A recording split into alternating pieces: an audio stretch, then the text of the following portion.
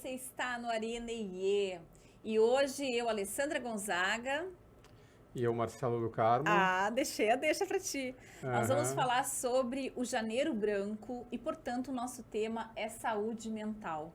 A gente não podia deixar o mês de janeiro sem falar em saúde mental. Eu tô até de branco aqui pra gente lembrar isso, né?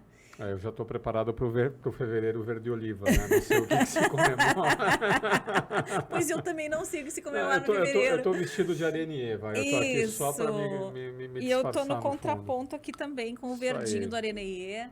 Vocês viram que a gente já tá de vinheta nova também, com as novas cores aí do programa. Vamos ter muitas novidades esse ano no Arena IE, Opa, vamos ter se Deus muitos quiser. convidados, então aproveita aí você que já tá na nossa rede, conta pra nós o que tu tá achando, se tu quer ver algum tema aqui e tudo mais.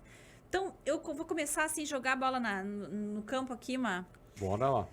pensando lá quando a gente foi atrás do tema qualidade de vida. Estamos em 2007, quando isso aconteceu, e eu estou escrevendo uma dissertação de mestrado em psicologia sobre qualidade de vida e inteligência emocional em gestores de empresas. Uhum. O que nos mobilizou naquela época a falar sobre isso? E tu estava junto comigo, Sim. desenhando comigo essa dissertação.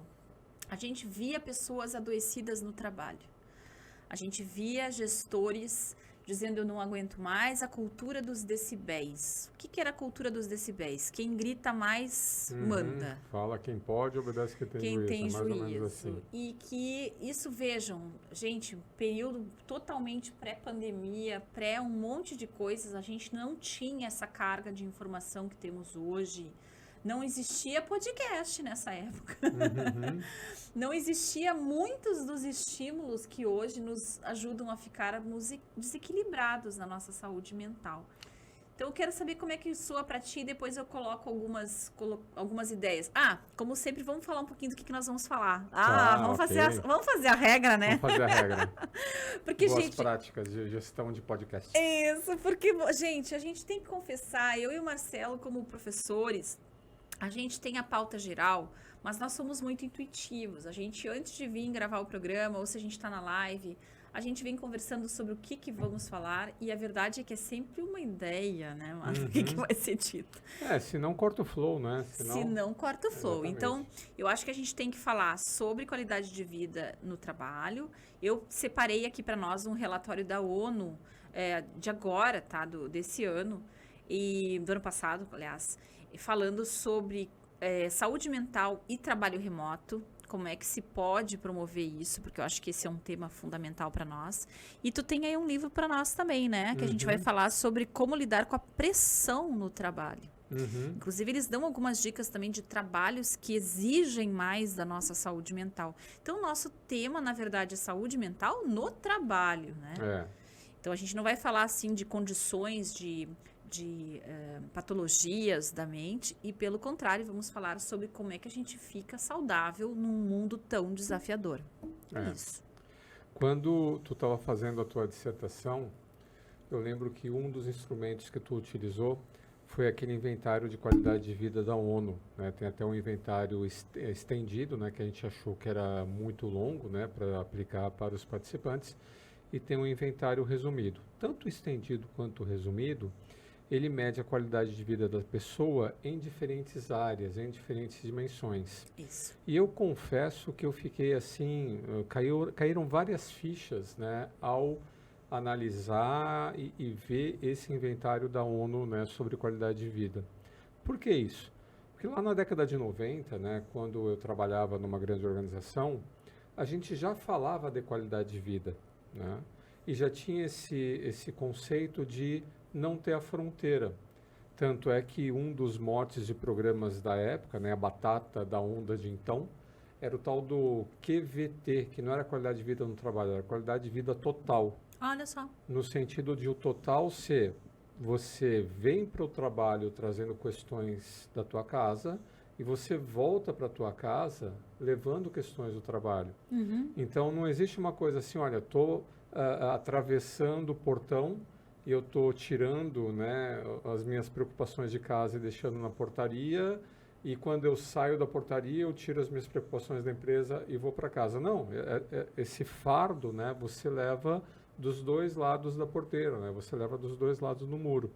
E o pessoal já falava sobre isso, etc. Mas, lógico, né? O foco era muito mais coisas que aconteciam, que ocorriam dentro da empresa e muito mais, assim, numa preocupação ligada a acidentes, né? O pessoal tinha uma noção clara de que se você está estressado, se você está preocupado, você está numa área operacional mais sujeito a sofrer acidentes, porque você está ali de corpo, mas a tua mente não está ali. Né? Uma das questões da qualidade de vida, né, são as questões biológicas que te tiram a concentração, o sono ruim. Mas Isso, também tu me lembrou aqui, dos primeiros relatórios, agora sim, QVT, qualidade de vida no trabalho, que envolviam inclusive ergonomia, a questão da temperatura do ambiente. Isso lá na década de 20, né? Estudos, os né? primeiros estudos iam disso. Voltados, todos eles, para aumentar a produtividade das pessoas no certeza. trabalho, né? Escola das relações humanas, né? Exatamente, tinha uma agenda né, por trás disso. Mas, né, voltando para a ONU, quando eu vi o inventário da ONU, me caiu a ficha do quão extenso podia ser o escopo ou a quantidade assim de estressores do lado de fora do trabalho. Porque esse inventário pega questões financeiras, até, por exemplo, onde você mora, né? É muito barulho, você tem como ter um sono, né, de qualidade, segurança física, relacionamentos, família, acesso a serviços de saúde, a quantidade, né, de armadilhas ou a quantidade de estressores, né, fora do ambiente de trabalho. E assim, eram estressores continuados. Porque tem um outro inventário de estresse bem famoso que está associado a eventos. Né? Se você... Me lembrei justamente dele. Faleceu um ente querido, casou, divorciou, nasceu um filho. Então tem assim um questionário de nível de estresse que é para quantos eventos estressores ou a quantos eventos estressores você foi exposto num passado recente, nos últimos 6 meses, se eu não me engano, era o inventário. Mas esse da ONU é continuado. Sim. Todo dia eu vou para casa dormir e onde eu moro é um barulho infernal, passar o ônibus de madrugada e eu não consigo ter uma boa qualidade de sono. Ou tem um bar embaixo da minha casa. Então, a gente, na verdade, é uma bombinha relógio que chega na organização. E aí o que acontece? Ainda tem organizações que acreditam que é uma boa ideia pressionar as pessoas. Para motivá-las, para engajá-las. Eu já ouvi isso de gestores. Se a gente então, deixar muito quieto, o pessoal se desmotiva. A meta tem que ser desafiadora, o prazo tem que ser apertado. Isso. Né? Porque se você... Como é que o pessoal chama isso, né? A folga, né? Se você der folga, a folga no sentido de uma meta... frouxinha. Frouxa, né? Um prazo frouxo, uma meta de produtividade frouxa, aí a pessoa vai entregar... O que também tem sua razão. O pessoal vai me detestar de eu dizer isso. Mas aqui existe a teoria do Csikszentmihalyi, que a gente chamava de impronunciável no doutorado, porque é extremamente difícil de escrever o nome desse homem. Se você quer encontrar ele, você procura a psicologia da felicidade no Google, que vai aparecer o nome do impronunciável. A gente chama de Csikszentmihalyi. E ele deixa muito claro que o nosso nível de motivação, para a gente entrar em flow, já que a gente falou em flow aqui agora, depende de um determinado grau de desafio. Claro que de uma habilidade para a tarefa, mas também de um desafio. Então, não estou dizendo para apertar as metas, mas estou dizendo que alguma meta tem que haver. Então, mas tem que ter um certo grau de desafio, mas um certo grau de desafio, eu acredito nisso que o Csikszentmihalyi fala, mas é no sentido de você se sentir desafiado. Então, no sentido de que se uma coisa é fácil demais, pode não me interessar. Por exemplo, nos celulares tem esses aplicativos, né, de entretenimento, de passatempo. Você vai lá e faz um joguinho. Um joguinho que ele é muito fácil, um joguinho que ele... Nossa, a gente não gosta. Né? Você quer um joguinho que não seja muito difícil, que você atira o celular de longe, mas que tem um certo grau de desafio compatível com a tua capacidade mental, compatível com o teu grau de habilidade. Então, acho que nesse sentido o Csikszentmihalyi fala. Só que nas empresas, às vezes, não é assim, qual que é um grau de desafio que irá motivar as pessoas? Não, aperta aí, né? Toca a ficha, né? Dobra a meta. Não vamos estabelecer uma meta, dobra a meta. Essas coisas assim. Vem cá, qual que é o critério, né? E eu já vi isso de gente muito... De alto escalão. de alto escalão, gente muito acima da hierarquia, sem assim, o menor critério. É uma cultura antiga isso. Como se o critério fosse, sim, tem que falar mais alto, sim, tem que ter comando e controle, sim, tem que ter... Só que as pessoas, simplesmente, elas podem estar falando isso do alto da experiência pessoal delas, desconsiderando completamente a experiência pessoal de quem está recebendo essa mensagem, que já está ali uma bombinha relógio. E aí a gente vê, com certeza, isso deve ter um impacto em todos os movimentos silenciosos que a gente acompanha, no silent quitting, no silent firing, né? Essa relutância que o cara concorda sem concordar. Eu me lembrei agora desse nosso relatório, Maio, só para uma questão da gente dar informações corretas para o pessoal. Eu vou procurar aqui enquanto a gente já puxa o próximo, mas eu quero pegar bem direitinho as dimensões. Se não me engano, o inventário de qualidade de vida no trabalho, ele tinha a dimensão psicológica, a dimensão física, né? Então, a gente falava, sim, da saúde física, da pessoa se sentir... Bom, o que mais está acontecendo agora é um surto que teve de obesidade pós-pandemia, né? Então, se você está obeso, se você está sedentário, a tua qualidade de vida geral diminui bastante. Você não tem energia para fazer muitas coisas. A gente estava falando isso quando estava vindo para cá. Antes você já foi obeso nessa vida, agora você não é mais. A caminho. Mas está muito bem. E você se lembra como era num calor, como está fazendo em Porto Alegre, você é obeso. Nossa, é horrível a gente estar acima do peso, né? Sim. Agora eu posso dizer por mim também. Então a gente precisa sim trabalhar a questão física, a questão psicológica, a questão social, no sentido de uma dimensão de relacionamentos, e a dimensão ambiental, assim que eles chamam também, tá? Então, o ambiental aí tem a ver o teu entorno, isso que tu estava falando. Se tu consegue dormir, se tu consegue... Como é que é o teu... O que que se solicita, o que que o teu ambiente te solicita, né? Então, nós não somos pessoas, nós seres humanos, nós precisamos de alguma espécie de entrega na vida, de fazer algo por si ou por alguém. Vírgula, esse processo tem que ser possível de ser realizado com um mínimo de conforto. Né? Pensando aqui na metáfora do joguinho que tu falou, não apenas o joguinho tem que ter um pouquinho de desafio, como não adianta aquele jogo que a gente põe no celular e que tu não consegue jogar porque tu é interrompido a todo momento. Sim. E os nossos dispersores são essas coisas que foram postas na nossa realidade para isso, para que você perca o foco. E isso estressa demais. As pessoas não se dão conta do quanto isso estressa. E por isso eu acho interessante esses movimentos como o Janeiro Branco, né, da saúde mental. Porque esses estressores que tu mencionou aí, que são ligados a fatores de higiene no trabalho, são estressores que eles são tangíveis, né? Por exemplo, tu colocou aí a questão física da ergonomia. Se você tem uma iluminação inadequada, se você tem muito barulho, se você tem um calor muito intenso, se você não tem uma postura adequada para se sentar ou para realizar a sua atividade, carregar excesso de peso, etc., etc., tudo isso provoca lesões físicas, né? Se você... no teu ambiente de trabalho, você não tem contato com outras pessoas, você não tem como ter um senso de pertencimento, isso te desmotiva, isso te deprime. Então, isso a gente já viu diversas vezes, né? Isso está associado à hierarquia lá do Maslow, isso está associado aos estudos lá da década de 20, dos fatores de higiene e satisfação no trabalho. Agora, essa questão da saúde mental... Esse estressor mental, ele é mais difícil de ser tangibilizado. Não é uma coisa assim que você vê, porque fica claro, por exemplo, você sai na rua em Porto Alegre, né, tá 40 graus a sensação térmica lá fora. Imagina, por exemplo, funcionários de empresas siderúrgicas, né, que já lidam, né, com calor. No ambiente de descanso, né, você tem um ambiente de descanso a 40 graus e o cara está próximo ali, né, de um vergalhão que sai ali de uma trefila a centenas de graus. Nossa, isso está óbvio, né, o impacto.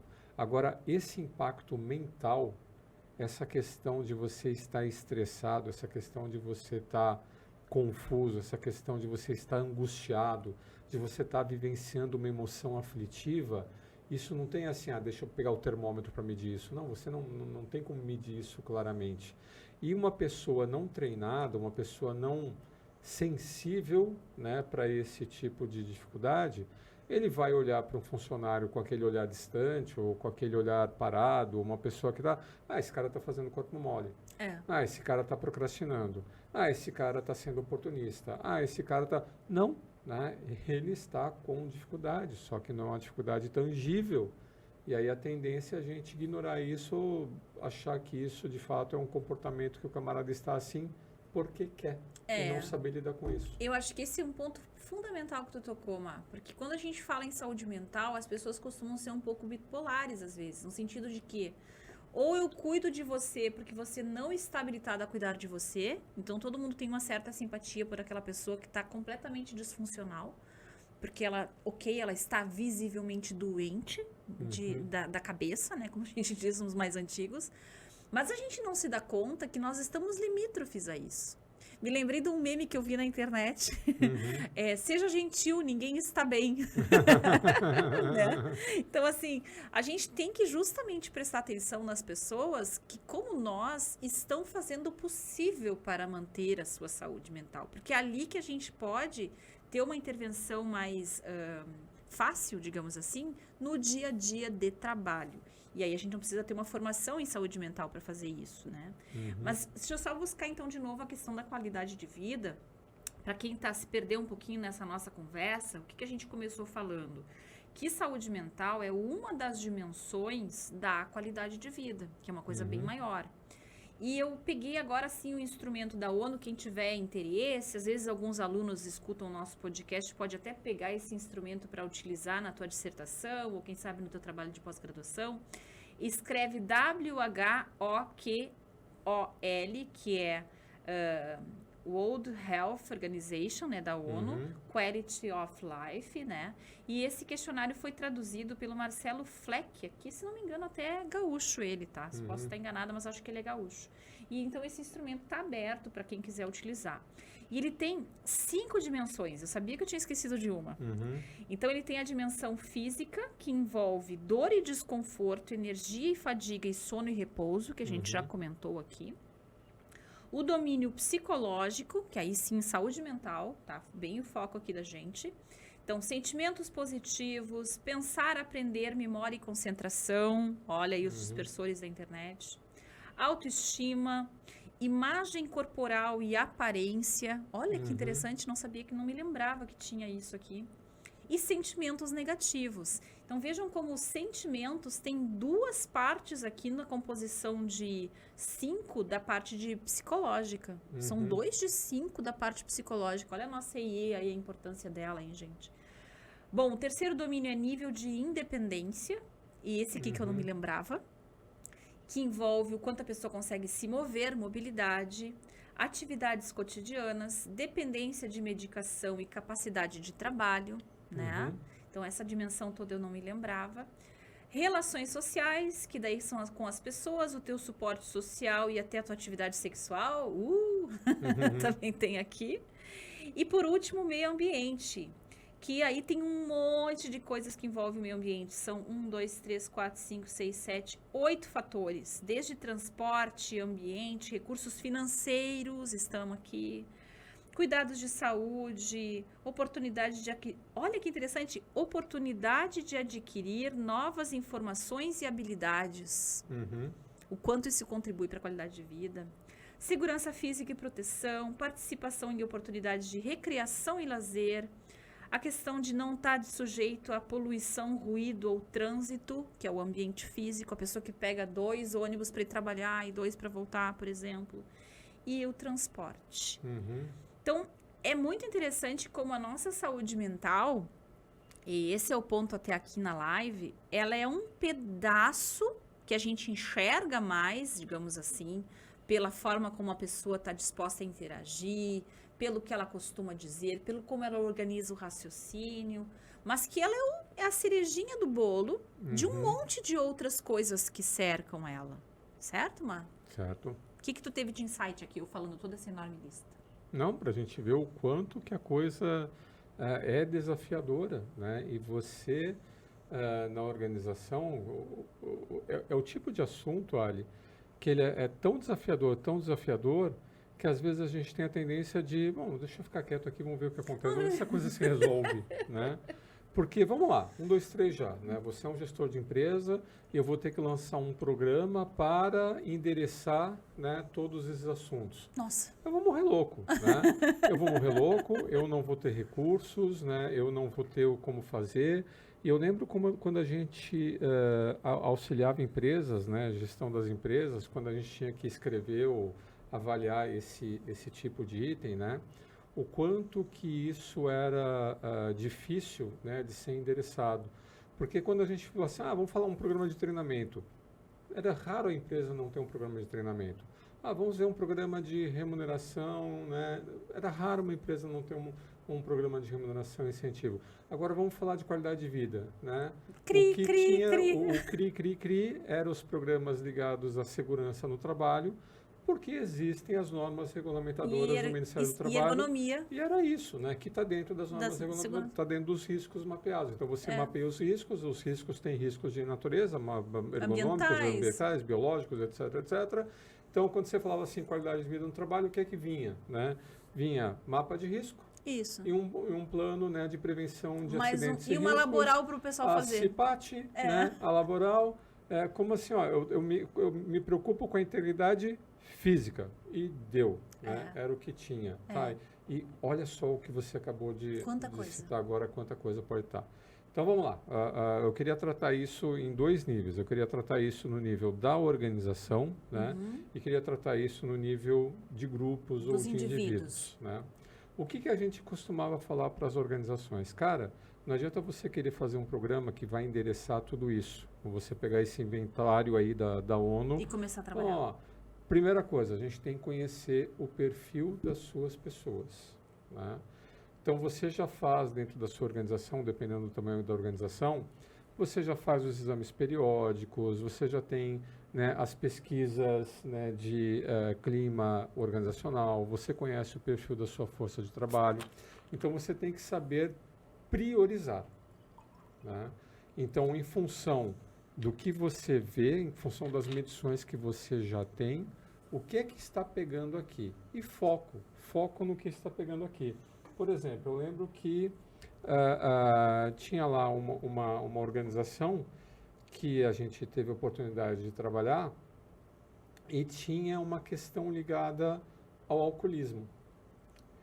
Não que era um extrato social específico, mas olha só, o processo industrial meio que induzia ao alcoolismo. Eu fiquei assim horrorizado, né, quando eu vi esse tipo de coisa. Eu lembro disso. Quem trabalha com vulcanização, quem trabalhava assim com esses processos que emitem muitos fumos, é a mesma coisa que existia em postos de gasolina antigamente. Aparentemente, conforme eu conversei com um médico do trabalho, o álcool, né, tem um efeito na pessoa de atenuar os efeitos colaterais da intoxicação que ela tem. Então, puxa vida, você tem um foco de atuação aqui. Sim. Então, como é que a gente vai reduzir esse problema? Sendo que o alcoolismo é um efeito colateral de uma intoxicação. Tá, então deixa eu atalhar um pouquinho. Então, de todo o seu programa, você usar os EPIs, os EPCs voltados a prevenir inalação de gases, fazer campanhas, medir, grupos de apoio, etc., foca naquilo que está pegando. Então, isso que eu ia te dizer aqui. Então, do ponto de vista da organização, o que a gente pode resumir? Olha para o teu entorno. Me fez lembrar algum congresso de RH que aconteceu lá por 2010, por ali. E a discussão era justamente como fazer a responsabilidade social acontecer. Pegando aqui um pouquinho desse gancho do que a empresa pode fazer, né? E um dos gestores que comentou que ele trabalhou arduamente para terminar de alfabetizar todo mundo que estava na linha de produção.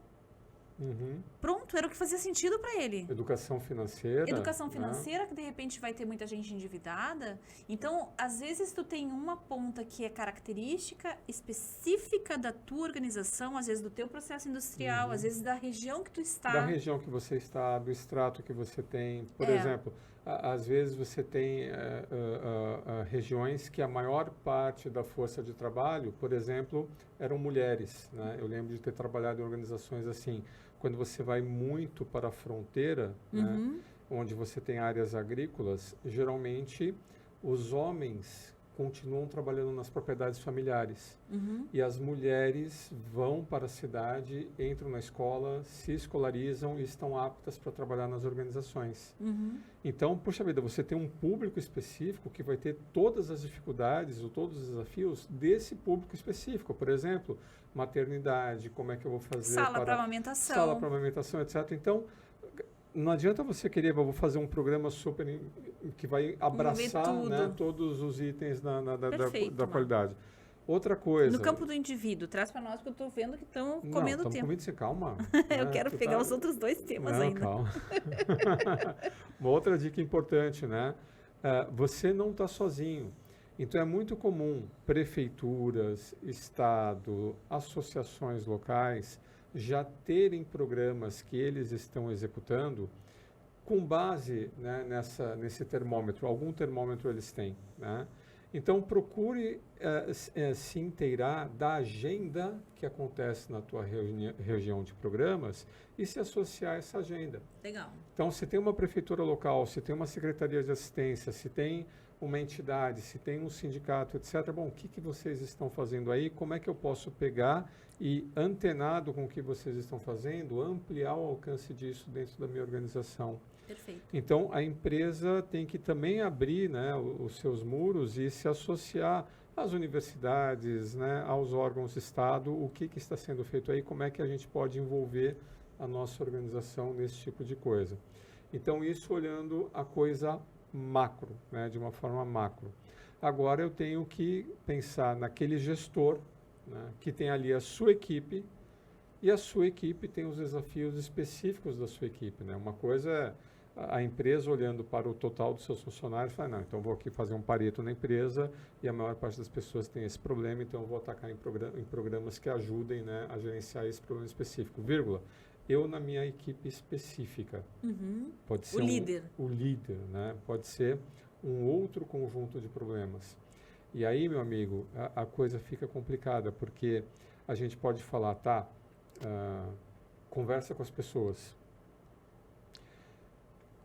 Eu tive esse desafio, né? Não como líder de empresa, mas, por exemplo, como professor em instituições. Às vezes, né, eu olhava lá para um aluno e falava, esse aluno está com um problema, mas eu sou professor, eu não sou psicólogo. Né? E se esse aluno desmontar aqui na minha frente, né, o que eu faço? Como é que eu faço? Como é que eu atendo? E é uma preocupação dos líderes. Porque exatamente essa. Eu vou abrir, eu brinco, né? Eu abro a caixinha de Pandora e aí o camarada coloca um problema no meu colo e aí somos dois, né, com um problema. Sabe aquela coisa do salva-vidas, né? Que o salva-vidas vai lá salvar uma pessoa que está se afogando e a pessoa se agarra no salva-vidas e acaba morrendo os dois afogados, né? Então, não dá para simplesmente pegar esse macaquinho, né, e dar na mão do líder, né, e o líder, segura que é tua, né?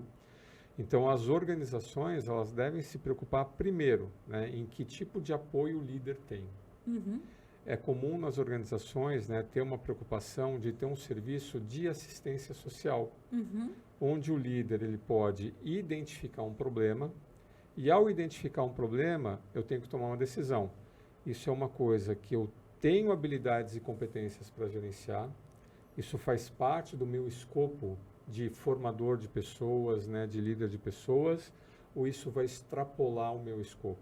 Eu não tenho competências para fazer isso, eu não tenho experiência para fazer isso, eu não sei como fazer isso, e se eu tentar fazer isso, eu posso até prejudicar mais do que ajudar.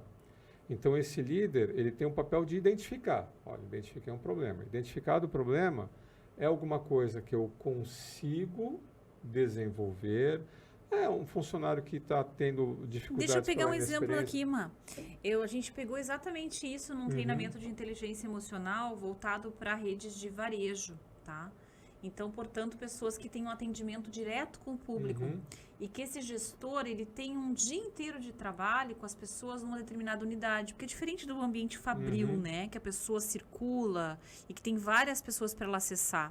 Quando você está no varejo, o teu espaço de compartilhamento é muito pequeno. É uma loja, é um lugar. E apareciam de tudo, né? Desde problemas com os filhos, familiares, pessoas em depressão, pessoas com violência doméstica, pessoas com problemas de dívidas que estavam devendo o tempo inteiro, os credores ligando. Então, como tu mesmo diz, é muito específico. E chega uma hora em que o líder tem que erguer a mão e dizer, tenho alguém que está com dificuldade, essa pessoa está com problema de higiene pessoal, essa pessoa está reclusa, é a segunda vez que ela pede afastamento. Então, o que está acontecendo com essa pessoa? E eu não vou mais ir lá com uma caixinha de soluções, mas eu tenho que ter noção da dificuldade e que bom quando a organização, não é todas que tem uma assistência social. Tem alguma assistência social. Às vezes até uma assistência jurídica, às vezes até uma assistência psicológica, o que for, para ajudar essa pessoa a lidar com esse problema específico. Então, acho que é legal a gente trazer essa responsabilidade social das empresas na questão da saúde mental das pessoas. Muito bacana nós trazer isso. Porque não que a empresa vá resolver o problema, mas vá prover um aconselhamento. Olha, como é que você resolve esse problema. Não é uma questão assim, não, peraí que eu vou ser paternalista, né? E eu vou resolver o teu problema. Posso até fazer dandurinha um morcego, como se diz lá no interior. Mas né? é muito você querer que o líder, né, resolva essa situação e você vai colocar em, digamos assim, em estresse ou numa situação mais complicada ainda, o líder e toda a equipe, porque isso vai gerar um contágio. Com certeza. Então, o líder ele não pode também fingir que não existe, né? Ele tem que identificar. Identificou, bom, isso aqui eu trato, isso daqui eu não trato. Qual é o canal? Ah, mas eu sou líder e a minha empresa não tem uma assistência social. Bom, se você é líder e você de fato tem essa consideração empática, né? Essa fala, eu preciso fazer alguma coisa, reconheça os seus limites, né? E não é da organização, indique para alguma coisa que exista, né, no seu entorno. Ah, então a pessoa está com uma dificuldade financeira. Olha, eu fiquei sabendo que existe uma defensoria pública para isso. Tem uma defensoria pública, etc, etc. Vai lá, né? Isso. Ah, eu estou com como existe, inclusive, viu, no gente? Ministério Público tem esse canal assim, assim, assado. Então, se você é um líder, né? Ah, todo líder precisa ter isso? Não, né? Vai depender do teu entorno. É a mesma coisa igual professor. Uma coisa é professor, né, de escola privada, outra coisa é professor de escola pública. O professor de escola pública, ele está exposto a situações que o professor da escola privada não está. Não está. Então, a gente vai sabendo qual que é o nosso público e a gente vai se munindo de, olha, eu vou encaminhar, eu não vou resolver. Não tente você resolver uma coisa que você não tem competência para, mas saiba indicar quem saiba, saiba indicar quem possa resolver. Que legal. Eu acho que esse é o grande recado. Vamos para o segundo tema, porque a gente já está pegando agora quando não é um problema, veja, mas não é mais um problema apenas dos indivíduos.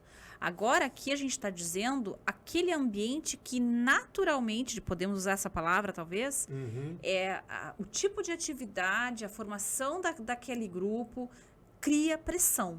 Isso. Exemplos disso, mas só para a gente ilustrar aqui para o pessoal. Aí esse lado aqui é o lado que o líder pode resolver. Tá, então, primeiro apresenta o livro e explica o tema aqui. O líder não pode resolver, encaminha para quem possa, ou organização, ou alguma entidade fora da organização. Tá. Agora isso é comigo, né? E aí eu estou gostando muito de ver esse livro aqui, deixa eu mostrar para a câmera aqui, ó. Que é o Performing Under Pressure, né? Então, tendo alto desempenho, né, em ambientes de pressão. Aqui na verdade, é um psicólogo e é um coach, não coaching, né? É um treinador, né, de atletas, né, de alto. É o coach clássico. É o coach clássico. Coach raiz. É o coach raiz, né? De onde a gente, né, tomou o nome emprestado, né? Então, é um treinador, né, de atletas de alta performance e um professor, né, universitário, várias universidades aqui, MIT, etc, etc, que falaram, bom, como é que a gente lida, né, com atletas, né? E aí eles fizeram o paralelo de atletas para pessoas, indivíduos e organizações que estão expostos a eventos, né, de alta pressão. Por exemplo, Olimpíadas. Sim, ali, né? Vai ou racha. É ali, vai ou racha. Acabou, né? Porque Uma coisa, sei lá, é um campeonato de pontos corridos no ano, cada jogo é uma partida, mas você tem um ano, né? Ah, nesse jogo eu não fui bem, no jogo seguinte troca, etc. Não, é ali, ó, eliminatórias, né? A Copa do Mundo que Me lembrei, sabe, recém do teve que agora, mas só para Ah. pegar uma vibe aqui mais leve e mostrar a minha idade aqui para audiência, eu me lembrei daquela música que a Whitney Houston cantou, se não me engano, foi numa Olimpíada de 80 e poucos, eu não sei quantos e poucos aí, que foi em Dallas também, se não me engano, que era aquela One Moment in Time, né? Um momento no tempo. E que pensa que uma pessoa fica, às vezes, 4 anos se preparando para uma apresentação que vai durar 2 minutos, 5 minutos, 10 minutos. Eles até pegaram essa canção por um evento de abertura, não sei se foi de Olimpíada. Foi de Olimpíada. Ela cantou para as Olimpíadas, One Moment in Time. One Moment in Time. Que eu amo essa música, por sinal, tá? Então, essa situação. Esse nível de pressão, gente. E aí o que acontece, né? Eles primeiro eles falam, né, todo o efeito que a pressão tem no nosso organismo, na nossa capacidade de foco, de concentração, de tomada de decisão. Eles deixam claro, né, com todas as letras, né, que esse mito de existe pressão do bem, né, muita calma nesse momento, né? Porque mesmo bem intencionado, a pressão tem um efeito em nós. Claro. Lógico. Então, eu vou te pressionar porque assim você vai se sentir desafiado, você vai entrar no flow, vírgula, estou me sentindo pressionado. Não, tanto que no própria teoria do flow, se eu apertar demais, aí eu estoura.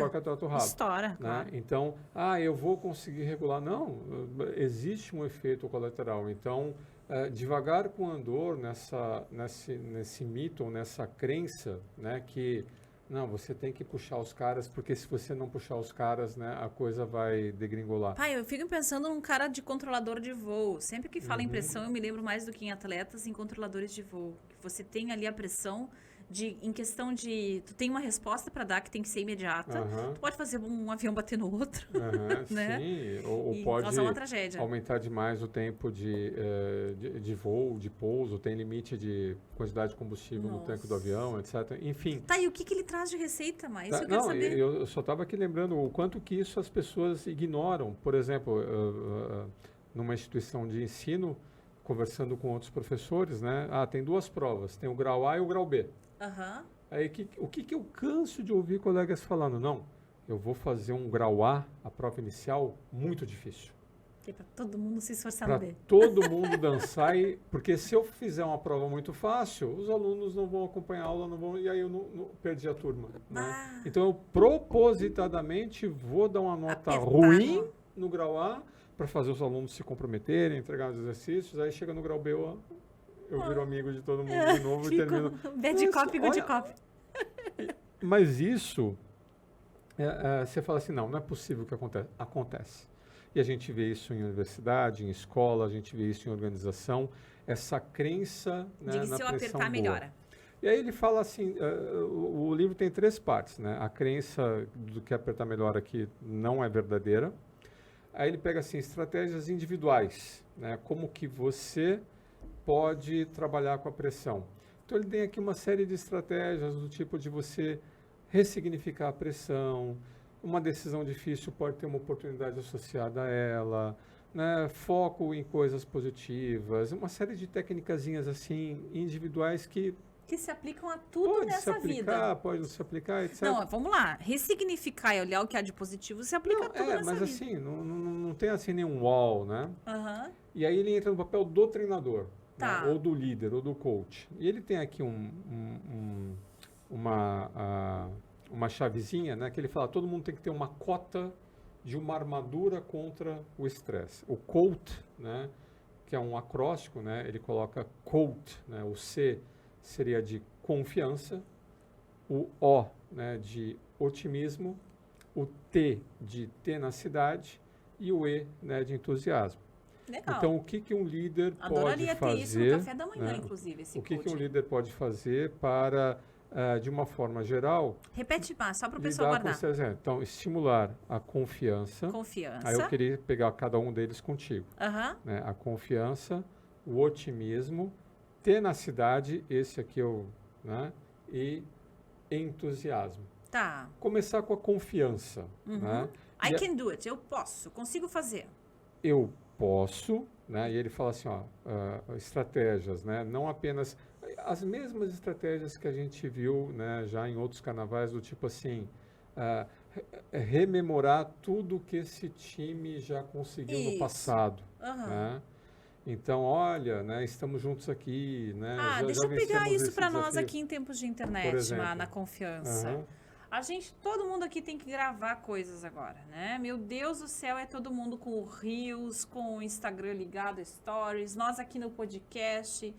Se você fica se olhando, se criticando, porque eu tinha que ter botado minha blusa, tava com algo errado, porque eu tô muito gordo, porque você acaba com o teu nível de confiança. O que eu vejo muitas pessoas fazerem também, errei, como eu sou idiota por ter errado.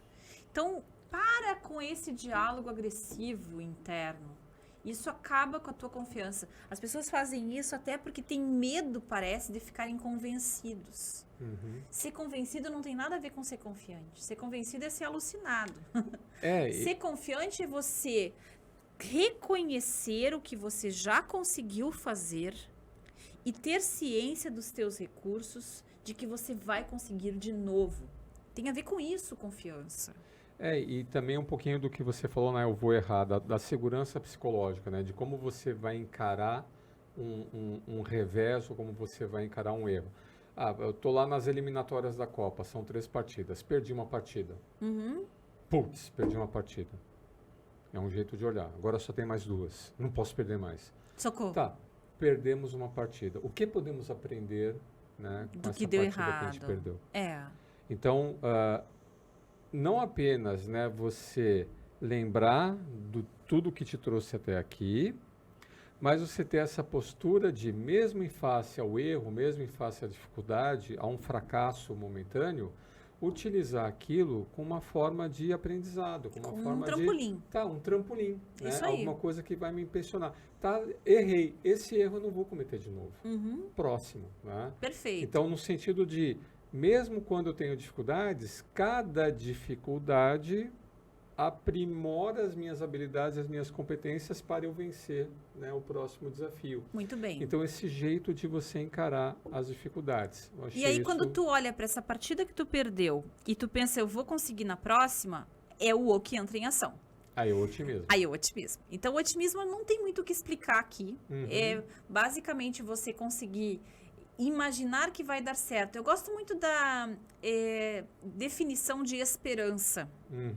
Esperança, naquele nosso dicionário de fenômenos afetivos, lá do professor Rafael Bisquerra, né, e do Eduardo Poncet, eles falam que esperança é saber que algo está difícil, mas contar que vai melhorar. Então, o otimismo está diretamente relacionado à esperança. O quanto a gente pensa que as coisas, por mais difíceis que estejam, vão melhorar. Essa aposta no futuro é o olhar otimista. Perfeito. E o otimismo também tem a ver com a abertura para fazer diferente. O abertura para tentar, o abertura para correr um risco, né? Porque o que acontece? A gente é muito assim, Joãozinho do Passo Certo, né? Eu brinco, né? Não, vou fazer assim porque assim eu já fiz, eu sei que vai dar certo assim, eu vou fazer assim. Cara, não está dando certo assim. Vamos tentar de uma outra forma, vamos tentar diferente. Nossa, mas se fazendo o que eu sei fazer já não dá certo, imagina eu tentando fazer o que eu nunca fiz antes. Vai ser uma catástrofe. Não, vai lá e tenta. Vamos lá. Né? E o tentar continuamente, eu vou te acelerar porque falta pouco tempo para nós ali, ainda tem mais um tema para falar. Então, tentar e permanecer tentando sem desistir, agora estamos no T, certo? Tenacidade. Aí que entra a questão da tenacidade que eu estava lendo ali, não sei se eu concordo tanto assim. Vamos lá. Porque a tenacidade, né, é o não quebrar. Né? A tenacidade, para ele, é a constância de propósito. Muito bem. Vai lá, tente. Mas um não quebrar, né, do tipo... sabe assim, eu acho que não dá para a gente... Insistir no erro? Não é insistir no erro. Somos humanos. E vamos errar. E se a gente erra, tudo bem ficar um pouco para baixo. Tudo bem. É como se você quisesse eliminar o luto. Tá, eu concordo Sabe contigo. assim, não, tenacidade, vamos lá. Não, Tá, mas peraí. tenacidade não é isso, Má. Não é abrir mão do luto. Eu acho que Eu tô falando, tenacidade como se fosse. não Eu desiste prefiro do muito jogo. mais a resiliência, Tá, concordo. tá? Porque de tenacidade para resiliência, a tenacidade é o cara que não se quebra. A resiliência é o camarada que, ok, tô cansado. Não, mas eu acho que tu tá trazendo Preciso- tenacidade como resistência, Má. E eu acho que tenacidade não é resistência, é constância. Então, nesse sentido, eu compro a Entendo, tenacidade. é o que ele coloca aqui, mas eu entendo que às vezes eu preciso de uma saída estratégica. Às vezes eu preciso dar uma pausa. Eu preciso dar uma Um pausa. respiro. Eu preciso de férias, né? Sabe quando Isso. você tem um problema, né? Eu falei, não, vou ficar insistindo, vou ficar assim, Calma. Vamos tomar um café? Espera um pouquinho. Aham. amanhã a gente volta a esse assunto. Eu vi isso no livro, Né? aquele nosso que a gente já indicou aqui no Arenê, ai meu Deus, aquele das coisas imperfeitas, sabe? Aquele livro sobre como amar o mundo das coisas imperfeitas.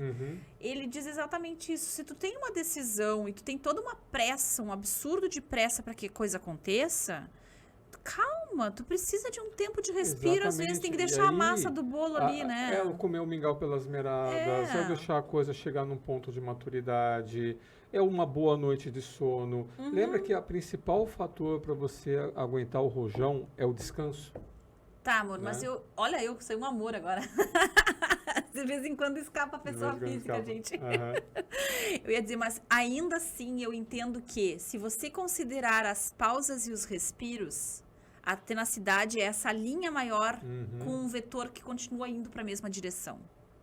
Então eu posso ter feito pausas, mas o meu vetor continua apostando para lá. Pois Eu não desisti. Aí que tá. Aí eu vou, só para terminar o meu último ponto aqui, aí vamos deixar o pessoal que está ouvindo. Lembra do grupo de estudo do TEI, né, do pensamento construtivista? Não é construtivista, Não como é é que a gente construtivista, como é que a gente vai traduzir? Construtivo, porque construtivismo é ser um uma linha da construtivismo. pedagogia. Então, o constructive thinking, né, em inglês, né, Isso. que ele falava que o que você tem que tomar de decisão na vida. Olha, então, o que eu vou fazer igual, o que eu vou mudar, e eu vou mudar tudo, né? Então, é como se fosse assim uma transição de carreira. Olha, eu vou continuar nessa carreira, mas eu vou fazer algumas coisas um pouquinho diferentes e eu vou mudar de carreira. Não, eu não vou, chega aqui, eu vou tentar de novo. Então, para mim, essa tenacidade, ela me dá pouca abertura. Entendi. Tente. Água mole em pedra dura, tanto bate até que fura. Você tem que saber o seu limite. Tá. E tanto o seu limite de uma jornada, de um sprint de tiro curto, quanto o teu limite de tiro longo, né? Por exemplo, vamos falar das transições de carreira. Um atleta, né, que ele pode não ter resultados tão brilhantes assim, né, numa linha de competições, ele pode se tornar um ótimo coach. Ele pode mudar, né, de você esporte. pode pegar o teu limãozinho e fazer uma Por limonada. isso que eu não concordo tanto assim com a Tá tenacidade. bom, eu quero né? muito que alguém comente se gosta da tenacidade ou não, tá? Eu já mudaria para core só pela resiliência, em vez de coach core, né? Tá que bom, já tem a ver com agora coração. tu vai ter que fazer o livro para E eu- contrapor o cara. Tá. E o último é o entusiasmo, né? O último é o entusiasmo, e o entusiasmo tem a ver com você... sabe aquele lance da visão compartilhada? Tá, ao conseguir isso, o que eu vou ganhar? O que as pessoas... A recompensa, né? A recompensa para mim e a recompensa para os meus. Olha, nunca eu ia ver entusiasmo dessa forma. Eu sempre entendi entusiasmo como uma visão positiva das coisas. Já é o otimismo aqui atrás. Então você já tem não é fazer pulando de o alegria. que me entusiasma, né, é o que eu e os meus vão ganhar, né, com aquela meta sendo atingida. Muito bom, hein? É Olha a só, recompensazinha. pega um pouquinho isso então e joga pra ti. Se tu tá desentusiasmado ou desmotivado, tu precisa encontrar mais benefícios pra ti naquilo que tu faz. Vamos ler isso da outra forma. Isso, e por isso que a gente tem que usar esse entusiasmo nas organizações. O pessoal fala, não, tem que motivar, tem que engajar. como é que você motiva e como é que você engaja? Lembra do Boiatzes falando da visão compartilhada? Olha, se a empresa atingir essa meta, você vai receber esse ganho. E não é só um ganho financeiro, porque nem sempre a motivação é financeira. O que é que você ganha com isso? Então, por exemplo, eu lembro que quando eu trabalhava lá numa grande organização, o que me entusiasmava? Não era nem a recompensa financeira, mas era, por exemplo, eu ter autonomia para fazer uma formação que eu queria, ou para mudar de carreira, ou para ter uma transferência, ou para ter... O que eu ganho com isso? Né? Então, você ganha isso, eu ganho isso. O que eu levo permanente comigo? Né? Por exemplo, o que vai entusiasmar o jogador? O time ganhou o campeonato. Tá aí, eu, jogador, ganhei o quê? Eu ganhei visibilidade, eu participei do campeonato. Eu coloquei meu talento no mundo. Eu posso conseguir um contrato num time internacional. Perfeito. São os ganhos para mim que me entusiasmam e me comprometem, né, com aquele resultado. Muito bom, Má. Então, o COAT, né? Então, confiança, otimismo, tenacidade, que eu acho mais resiliência, né, e o entusiasmo. Muito bom. Tá aqui, ó, tudo isso para lidar com a pressão. Performing under pressure. Né? Show de bola. Vale a pena a leitura. Isso saiu do nada, tá, gente? A gente não estava esperando fazer essa resenha. Como eu disse para vocês, a gente tem um plano. Por onde que a gente vai andando. O livro veio. Eu quero finalizar, então, Má, com esse relatório que eu vi de suporte à saúde mental das pessoas para quem trabalha remoto. Que daí a gente atualiza porque quando foi criado qualidade de vida no trabalho, ou mesmo qualidade de vida da ONU, que a gente comentou no início dessa live, podcast. desse podcast gravado, não existia trabalho remoto. E muitos dos nossos problemas mentais... Existia, mas era bem restrito. Muito restrito. Eu me lembro de uma coisa que a gente chamava estrovenga, lembra? Que era um trombolho que vinha com uma câmera e que as empresas compartilhavam para fazer videoconferência. Nos anos 2000, na Siemens já tinha norma de teletrabalho. E eu me lembro das primeiras conferências por Skype. Eu fiz coaching por Skype. Logo no início lá do que se podia fazer disso por Skype. Tá, mas então... O que eu quero chegar é que muito do nosso desgaste mental, dessa sensação de cansaço que vem a ser um cansaço cognitivo e físico, é uma fadiga mental e física, tem a ver com excesso de tela, com excesso de horas de trabalho, com excesso de reuniões. Uma das queixas maiores que eu tive nos últimos... definidas, né? A falta de fronteiras, a sensação de que eu tô sempre que nem o hamster ou que nem o Sísifo. Era o Sísifo que tinha que subir com a bolinha? Sim. Subia com a bola até lá em cima como o castigo dos deuses. Chegava no final do dia, ele via aquela bolinha caindo morro abaixo de novo, né? Então, essa sensação causa muito estresse e muita dificuldade para nós lidarmos com os nossos desafios mentais. E aí tem uma lista de 8 possibilidades de suporte às pessoas que eu quero comentar. Opa! Olha que legal. Isso aqui é a Silvia, nossa, do marketing. Se chegou até aqui, Silvinha, tu vai amar isso aqui para fazer post, que ela adora dicas, né? Ali me consegue dicas. Claro, aqui tem 8, tá? Então, a primeira é, ofereça check-ins. Então, aquele clássico, tu vai começar, e aí, pessoal, vamos fazer um check-in? Não é toda reunião que tu vai fazer check-in, porque isso é um saco também.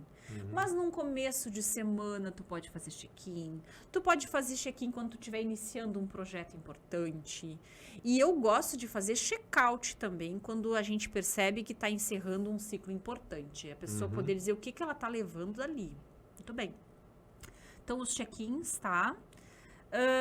Informar as pessoas de que é extremamente importante elas terem um lugar confortável para trabalhar.